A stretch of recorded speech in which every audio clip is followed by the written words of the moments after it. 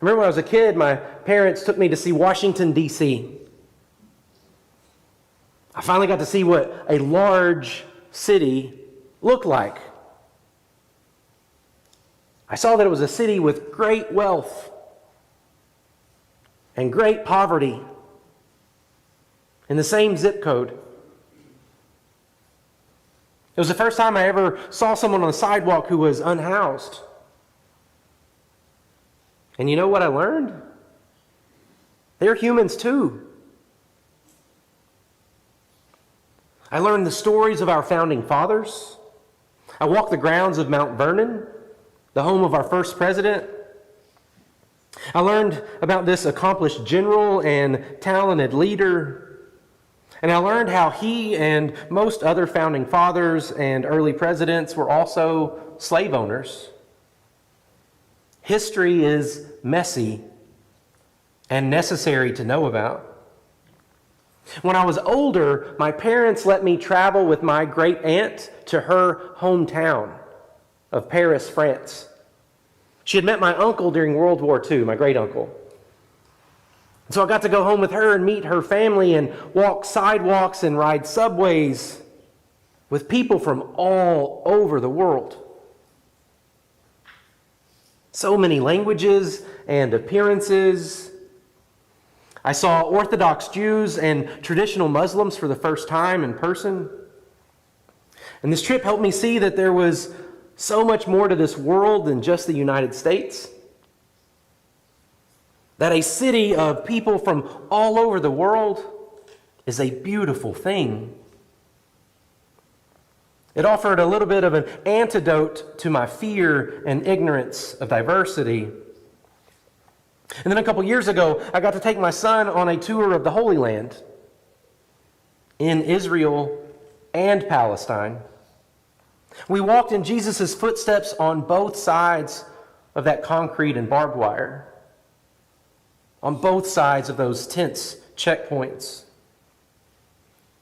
He and I even got to have dinner one night with a Palestinian family in their home at their table and hear their stories and learn their names.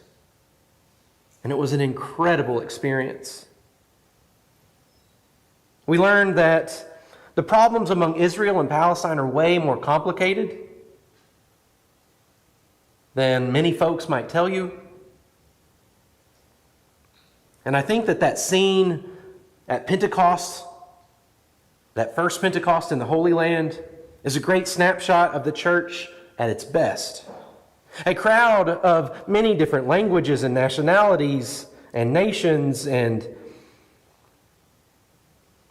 just a diverse group, all praising God together. But y'all, the truth is, diversity takes work. It's hard. You have that inner battle to deal with, that part of you that naturally fears others who are different because they are different. I think it's part of your survival instinct, because different feels dangerous. And then you're surrounded by these voices who are fueling those fears. Fear those who are different. Don't let your race, your religion, or your language become outnumbered or extinct. They want you to fear being replaced by those who are different. But the Bible has something different to say about diversity. The reading we heard today from Revelation, it offers a vision of heaven where there was this huge crowd too big to number. Everyone was there. All nations and tribes and all races and language. And so if that's the vision of heaven, your role is to make God's will a reality on earth as it is in heaven. And so how can you help make this vision a reality? I think as a church, you're faced with a choice. Do you want unity through uniformity? Or do you want unity that sees diversity as a strength, where theologies are varied but respected? Different opinions are welcome, and you're encouraged to vote your conscience. I have to admit that as a pastor leading a church that's populated with uniformity, it's a lot easier. But it's a whole lot less fruitful. I want you to be a church where you look different and see some things differently than me, and that you know that your perspective is welcome. So unity and diversity, they don't have to be an either-or situation. Maybe you can choose both. I love Revelation's view of heaven in today's reading. A great crowd, too many to count, from every nation. Can you picture it? Ukraine and Russia, Guatemala and El Salvador, Israel and Palestine, Honduras and Mexico, Afghanistan, Lebanon, China, Uganda, Kenya, Nigeria, every nation, every people, every language, praising God together. And so if diversity and unity worked with Jesus' disciples in heaven, shouldn't it work here too? And yeah, it absolutely takes work.